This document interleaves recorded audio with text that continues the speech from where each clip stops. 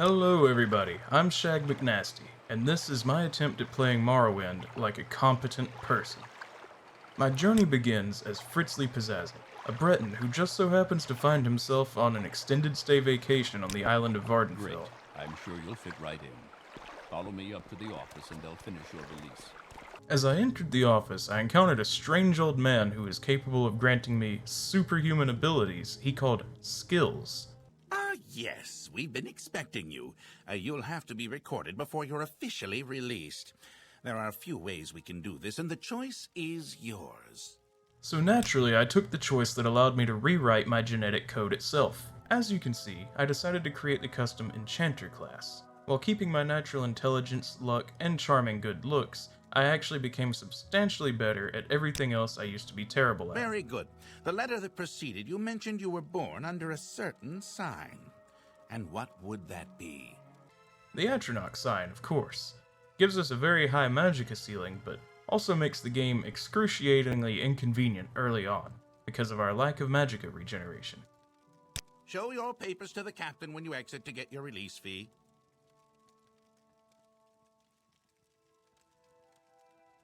Take your papers off the table and go see Captain Gravius.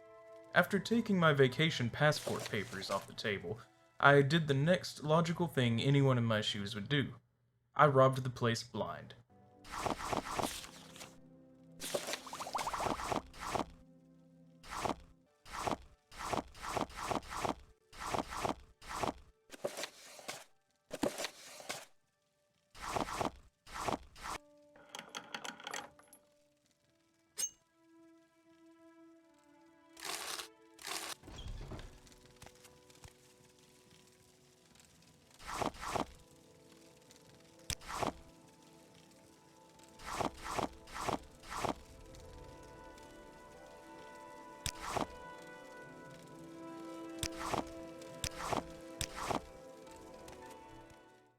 After looting all of their silverware and dried herbs, I decided to move outside, where I found my first enchanted item. An engraved ring of healing. I then met this inconsequential man, who stamped my passport papers and welcomed me to Morrowind. He also told me where to find the local tour guide should I need more information. Once I was done speaking with them, I decided to go on a little walk around town.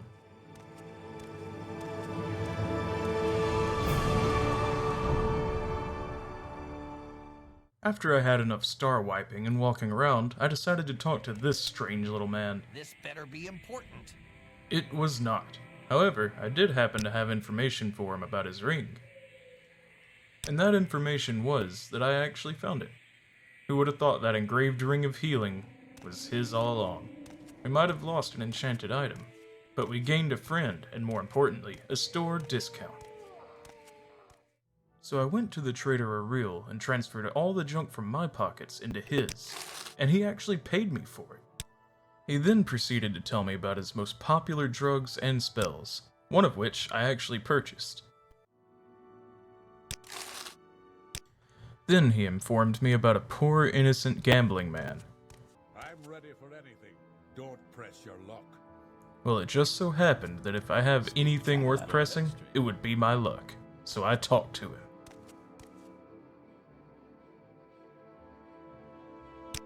So Hrisgar here wanted me to turn on my new friend Fargoth by finding his hiding place and stealing all the gold he has in it. Seeing as how I have all the loyalty of a pet goldfish, I gladly accepted his contract. It turns out I also share the attention span of said goldfish, so I pulled out my shank and went to poke some of the local wildlife until it stopped moving. It went swimmingly. If there was any innocence left in my body, it was washed away with the blood of that mud crab, and what the hell is that thing? It is dead. The same as this unfortunate tax collector that I found in the reeds. There is nothing left for me to do, except to take all of his money and clothing, and resume his role as the town's tax collector. So I picked some flowers. I found this rat. I killed that rat.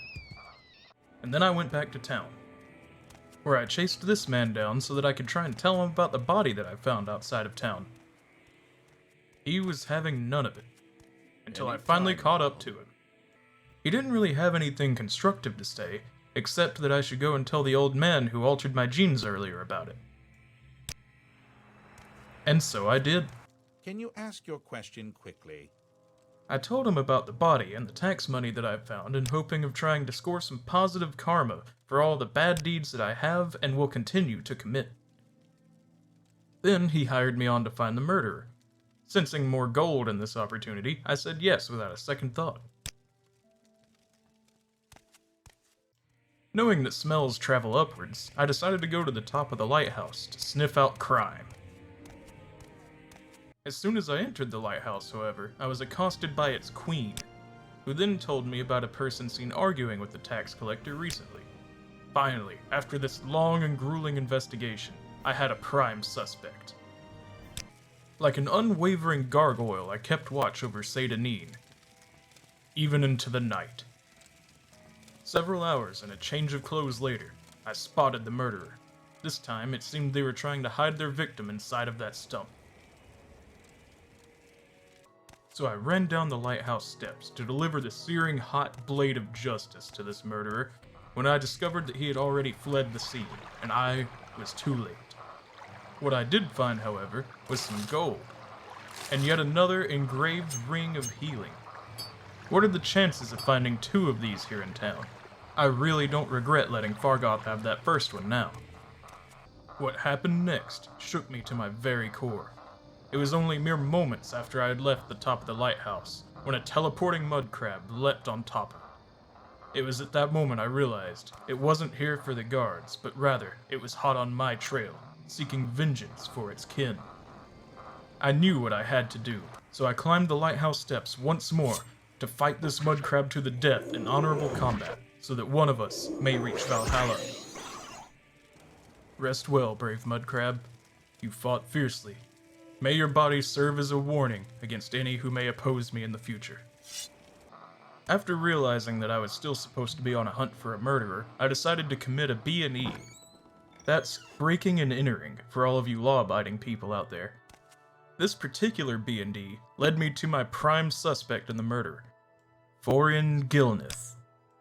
I then told him that I knew about his dirty little secret, and that I wouldn't allow him to get away with it. If it came down to combat, so be it. Unfortunately, I didn't expect him to beat my ass so thoroughly.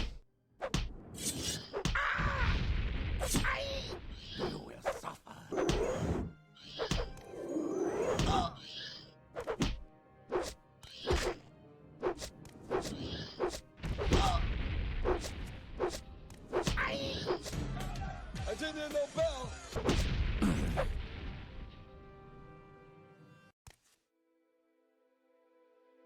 Thanks for helping me out there, Mickey. Mickey loves you. After beating him up, I then took his belt, his ring because it looked cool, his milk money, and then his tankard, because why the hell not? After all that fighting, I was left pretty tired, so I took a nap in his hammock. Then his friend ambushed me out of nowhere, tried to slit my throat in my sleep. Luckily for me, I'm really good at running away, and he lacked the thumbs necessary to open doors. So long as I never go back into that house again, I should be totally fine. Speak, traveler. I was still very tired since my sleep was cut off, so I decided instead to go and take a nap on the cot in the Imperial Excise office. Then I went first thing in the morning to tell the weird old man that the murderer had been brought to justice by my blade. Can you ask your question quickly? For this information, he bestowed upon me his hefty sack full of 500 gold pieces. And I was a hefty sack richer. Unfortunately, I was soon to find out that the Imperials had a racketeering scheme in place, and they aimed to kill me to get their money back.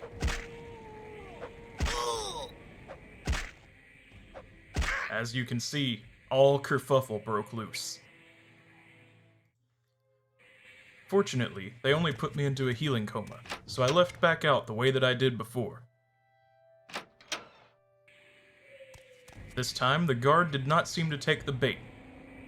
However, the droning of combat music still had me on edge. I did not let this uneasiness prevent me from picking up starfish, and whatever that thing was. I tried to calm my nerves a little bit by fishing. it was difficult for me to figure out how to use the rod properly. Then I got my ass beat by the fish. I'm beginning to think that this is a very dangerous vacation. I came across a guard doing his daily patrol route. Whatever works for him, I'm fine with, so long as he doesn't make an attempt on my life like the door guard.